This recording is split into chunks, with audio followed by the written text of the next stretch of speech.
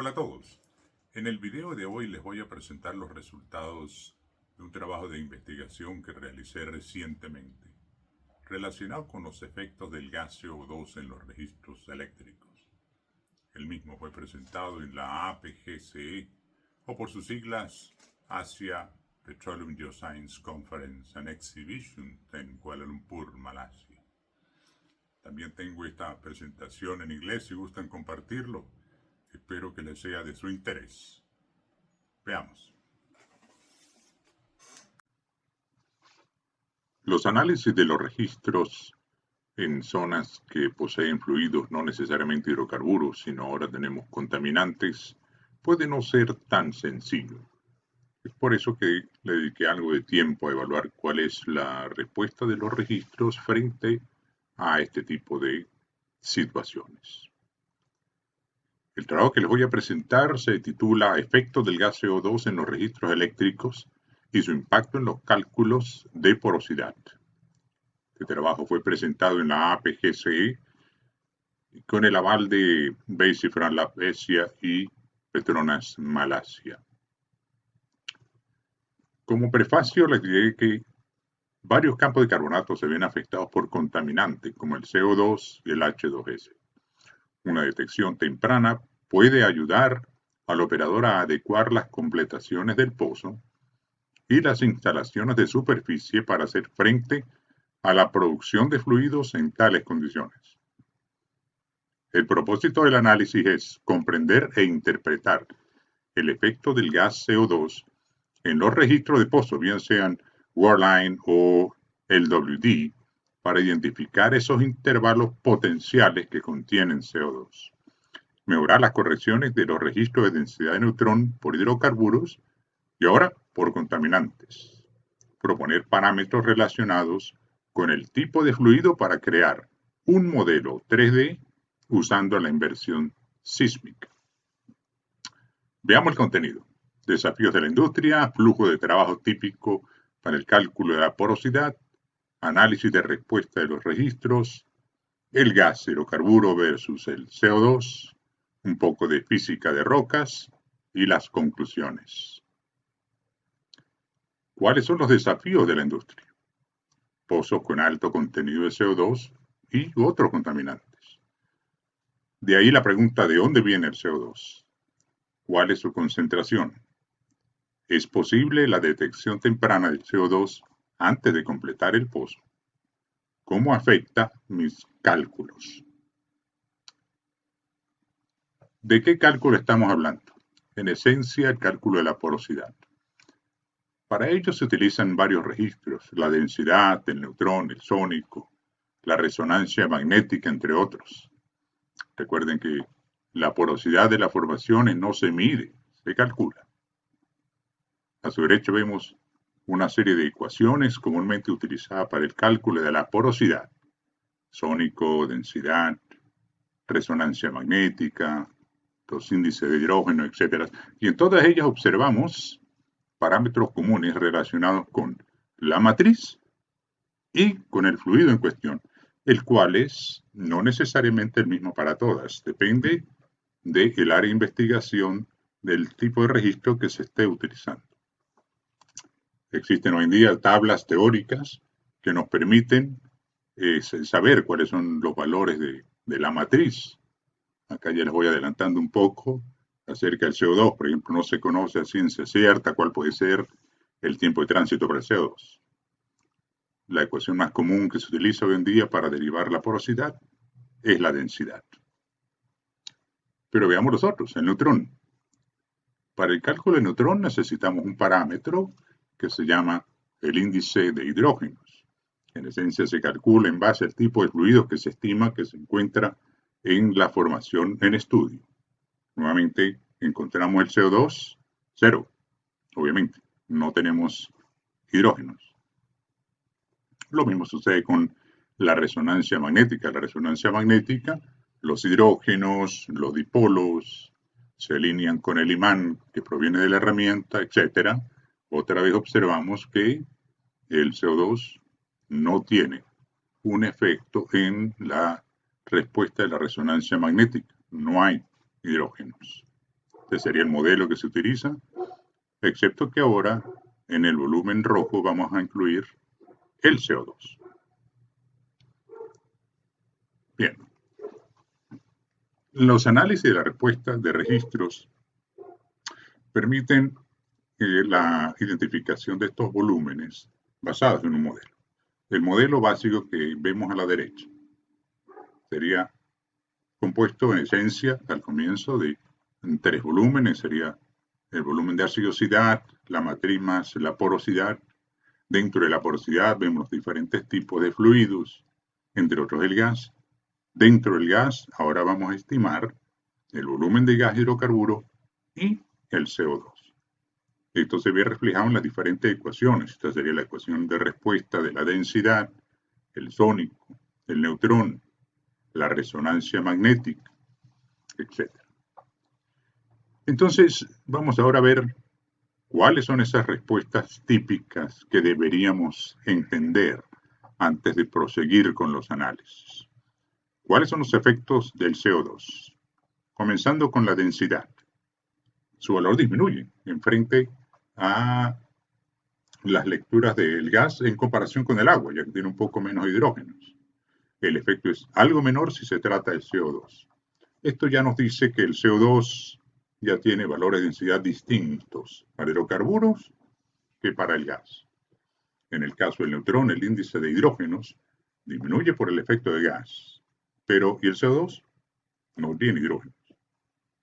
El sónico disminuye la velocidad acústica y por ende la velocidad aumenta la porosidad aparente, mientras que para el CO2 su respuesta es más o menos similar a la respuesta que se obtiene frente al agua o hidrocarburos líquidos.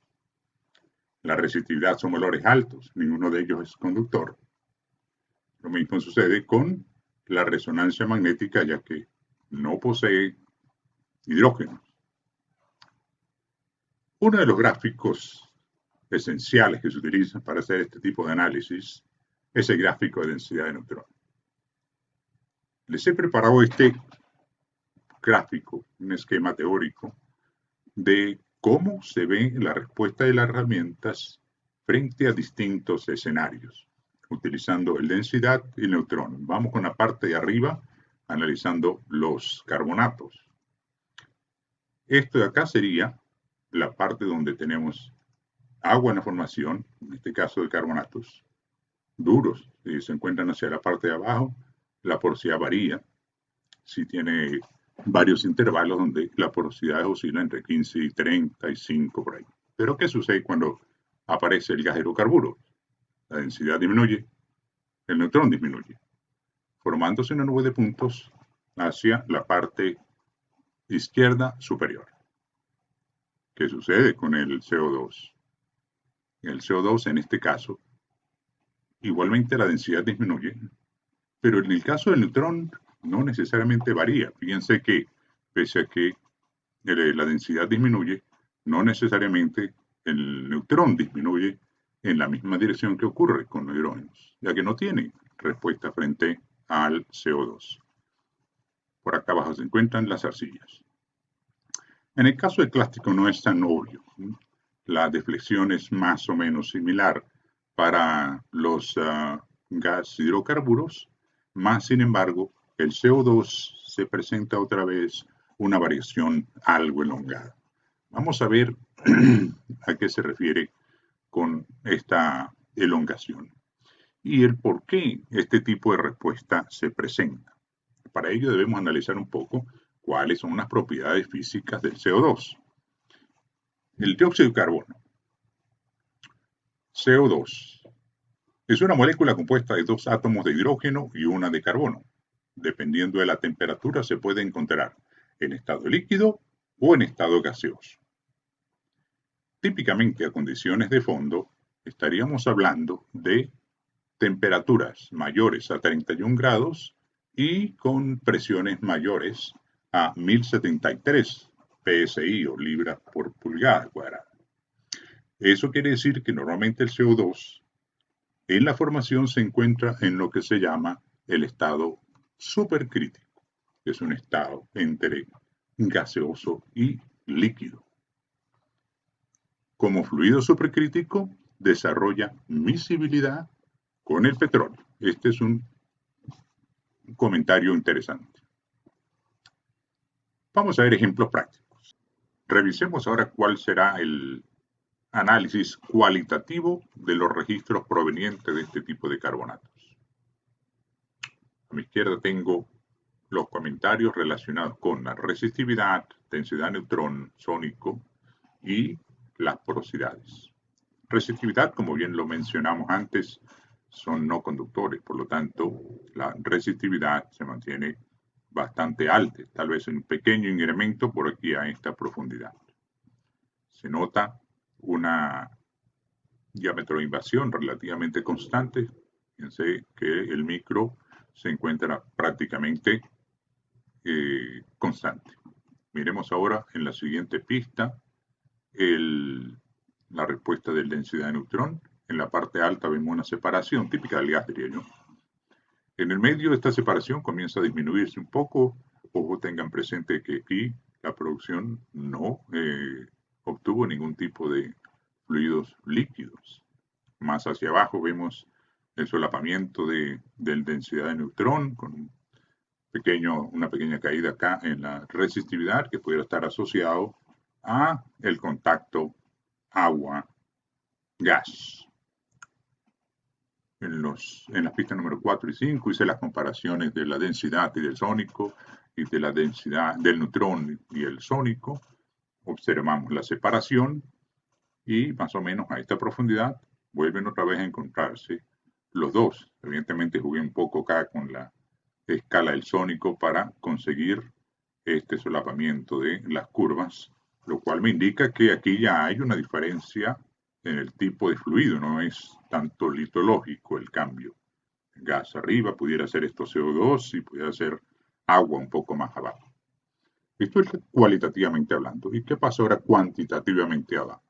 Si nosotros utilizamos un tipo de modelo, si se quiere, multimineral, vamos a revisar un poquito más las respuestas. Agregamos un elemento nuevo acá, que sería entonces ahora el gas, el gris, pudiéramos estarlo asociando al CO2 y azul el agua, respetando un poco lo que está sucediendo y estamos viendo en los registros. Vemos las respuestas de densidad de neutrón, vemos las curvas corregidas por hidrocarburos más el CO2. Aquí tenemos el solapamiento, lo cual básicamente lo que nos hace las correcciones por hidrocarburos, en este caso CO2, es llevarnos a una sustitución del fluido de hidrocarburos a agua y por eso el solapamiento de ambas curvas. Acá tenemos el neutrón corregido por hidrocarburos. Acá le coloqué una curva un poquito más suavizada. Tenemos la densidad corregida por hidrocarburos y vemos nuevamente las separaciones acá arriba y cómo se solapan prácticamente todas a partir de el CO2 en adelante, incluyendo un poco la caída de las resistividades por acá abajo, que pudieran ser evidentemente parte de que son zonas apretadas, tal vez algo de intrusiones de dolomita acá. Pero, ¿qué ocurre acá? Eso es lo que está sucediendo con los registros, cualitativa y cuantitativamente. A ciencia cierta no sabemos cuánto es la concentración proveniente de este intervalo específico, sin embargo la producción nos arroja un valor del 19% del CO2. Si observamos ahora el gráfico de densidad de neutrón, como les mencionaba, hay una respuesta típica que presentan estos hidrocarburos. Uno, ya lo vimos en la parte de la resistividad. Vean que hay un pequeño incremento acá, alrededor de los 1000 ohmios. Y si miramos la respuesta de densidad de neutrón, observamos un gradiente, acá si se quiere constante, que va más o menos del agua a través de una zona intermedia hasta llegar al gas, que sería la respuesta típica del gas. Acá la tenemos un poco más cerca. para enseñarles cómo conseguimos ahora un poco de calibración, si se quiere, de la corrección de las lecturas por hidrocarburos. Pero en este caso sabemos que tenemos hidrocarburo más el CO2. La intención en este caso es tratar de reproducir la litología, caliza en este caso. Una vez que hacemos esa corrección, pues nos da cierto nivel de confianza de que las correcciones aplicadas son adecuadas. Tengo otro ejemplo acá. Acá están los carbonatos. Tenemos una respuesta acá, otra vez típica, de lectura de resistividad alta en la parte superior, más alta en la parte algo inferior. La porosidad realmente no varía tanto. Sin embargo, observen cómo la actividad de la densidad es bastante en comparación con el neutrón. Prácticamente el neutrón es bastante recto, si se quiere. No manifiesta mucha deflexión cuando pasa de un tipo de fluido a otro. En este caso, pues, estamos saltando hacia el CO2. A su izquierda les mostraba las correcciones nuevamente con la reconstrucción de la litología y lo que sospechamos serían las tres diferentes zonas: agua, posiblemente CO2 y gas. Esto es lo que precisamente utilicé para hacer la distinción de los tres distintos fluidos que nos hemos encontrado en estos carbonatos.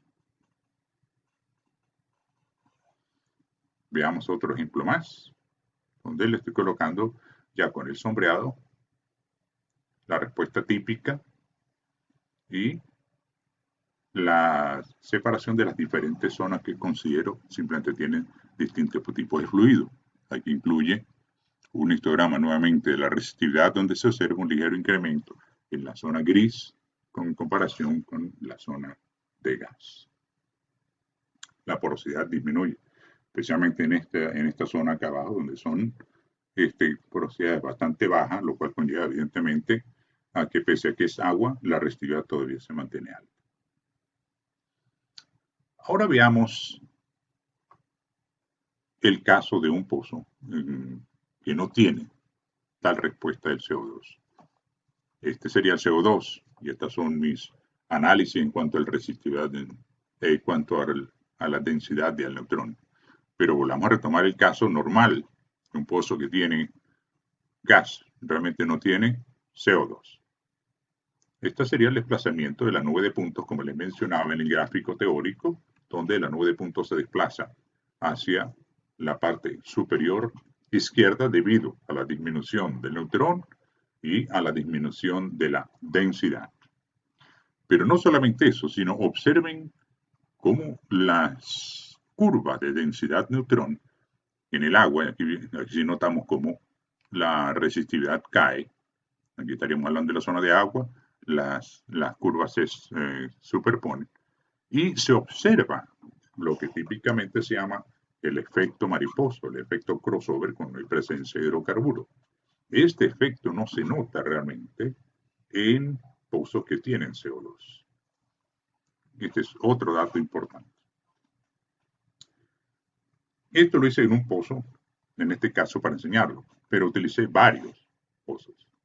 Acá les traigo ejemplos con pozos donde prácticamente no hay CO2 y pozos con más de 10% del CO2. Normalmente hice el ejercicio con calizas, pero también les traje un ejemplo que conseguí de plásticos.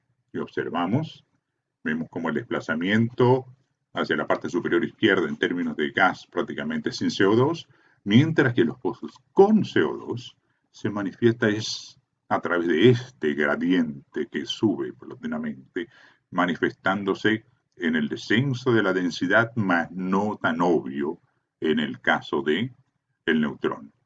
Para el caso del plástico, la disminución del neutrón es un poco más drástica, casi llegando a cero. Este pozo en particular tenía alto contenido de CO2, más del 70%. Bien, entonces, en base a este análisis, y si asumimos de que eso es realmente lo que puede estar ocurriendo abajo, estamos hablando de que tenemos el gas tenemos el CO2 y posiblemente el escenario de agua en la parte inferior. Simplemente por gravedad, la distribución de los fluidos debería tomar esas posiciones. Si eso es cierto, entonces vamos a incluir un poco más de herramientas y nos vamos al siguiente paso. Analicemos ahora las propiedades de los registros utilizando ahora atributos, como lo son utilizando el sónico, tanto de compresional como la onda de corte. Acá le estoy presentando un gráfico donde analizamos las diferentes respuestas, en especial el lambda mu, que son los atributos que nos van a permitir hacer este enlace entre la respuesta de los registros convencionales y la inversión sísmica. Si hacemos un zoom acá, vamos a hacer un zoom acá para observar con más detalle qué es lo que estamos viendo.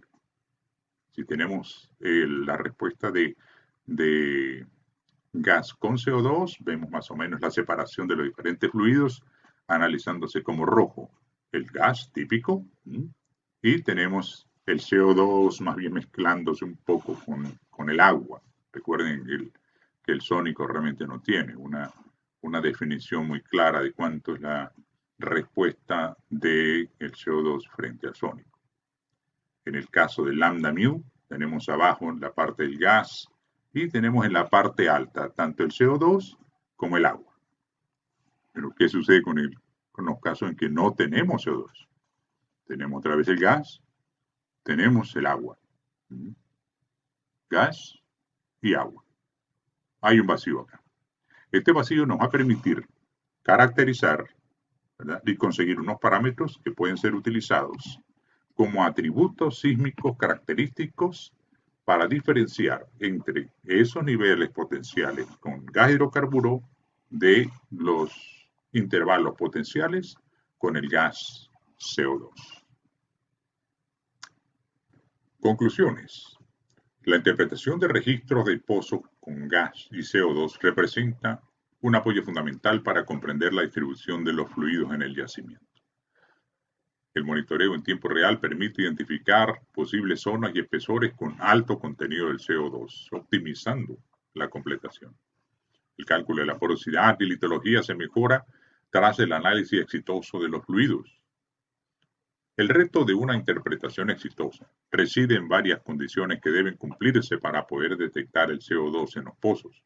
Entre otros, y la que considero de mayor importancia es el proceso de invasión. Tratar de mantenerlo al mínimo, de allí que las herramientas y las mediciones provenientes de LWD son preferidos, en especial en yacimientos carbonatados. El conjunto de registros recomendados debe incluir el MRE, el caliper, resistividades, densidad, neutrón, sónico y adicionales sería recomendable resonancia magnética y el PF. El pozo debe perforarse con lodo en base de aceite de agua para minimizar el efecto del filtrado en los cálculos. No queremos lodo en base de aceite en el filtrado. El efecto del filtrado de lodo se puede cuantificar con el SXO. El monitoreo de los gases durante la perforación debe realizarse con frecuencia e incluir el porcentaje de CO2, que no necesariamente es el caso. Las muestras de fluido a diversas profundidades y el análisis preciso de los cortes de núcleo ayudarán a minimizar las incertidumbres. Gracias por su atención. Espero que este video se encuentre de su interés. Sígueme en mi canal.